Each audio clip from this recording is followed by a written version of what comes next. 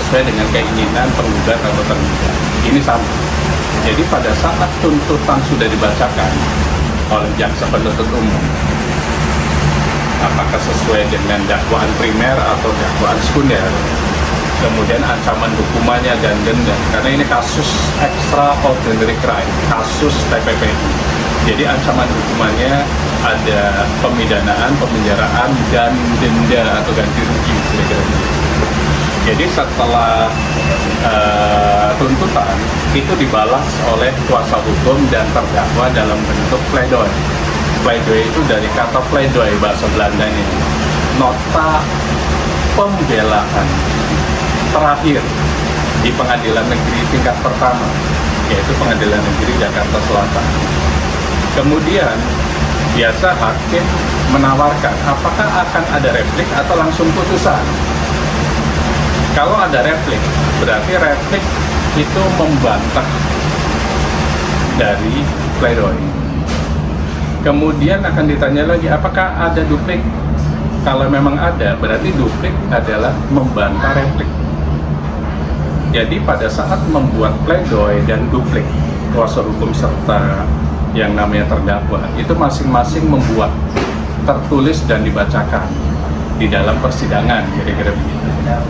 Kuasa hukum membuat dan membaca pledoi dan membuat duplik. Begitu juga terdakwa membuat dan membacakan duplik di dalam persidangan ataupun pledoi. Jadi masing-masing dibacakan. Kemudian diserahkan kepada lawan. Lawannya adalah jaksa penuntut umum dan diberikan kepada majelis hakim yang 3 orang di depan tersebut. Setelah itu majelis hakim punya tupoksi. Kan udah selesai semua nih, tupoksi dari jaksa penuntut umum atau kita sebut JPU dan tupoksi dari kuasa hukum sama terdakwa udah selesai. Sekarang adalah tupoksi dalam Integrated Criminal Justice System. Tupoksi terakhir adalah putusan majelis hakim. Apa sih putusan? Putusan adalah akan ada pertimbangan yang akan diambil dari tuntutan, pledoi, replik, dan duplik. Kalau pertimbangannya mengambil banyak dari item tuntutan dan replik, pasti terdakwa dihukum dan dianggap bersalah. Namun kalau membuat putusannya mayoritas dari pledoi dan duplik, ada kemungkinan hukumannya lebih rendah, bahkan sesuatu yang diinginkan oleh terdakwa, yaitu bebas demi hukum. Jadi putusan itu tergantung dari pertimbangan dan hal-hal yang meringankan serta hal-hal yang memberatkan dalam fakta persidangan. Di persidangan yang sudah terjadi kemarin di Pengadilan Negeri Jakarta Selatan, tetap putusan kalau kami analisis itu ada 4 kemungkinan. Putusan pertama adalah putusan yang memberatkan terdakwa. Apakah bisa di beberapa persidangan pun ada putusan di atas tuntutan yang kita sebut ultra petitum. Jadi putusan dan amar putusannya itu memberatkan terdakwa bahkan di atas tuntutan. Misalnya tuntutannya 11 tahun, bisa jadi maksimum sampai 20 tahun. Boleh sepanjang maksimum sesuai undang-undang TPPI itu 20 tahun.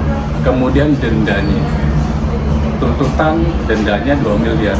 Boleh di atas, boleh, karena namanya ultra petitum.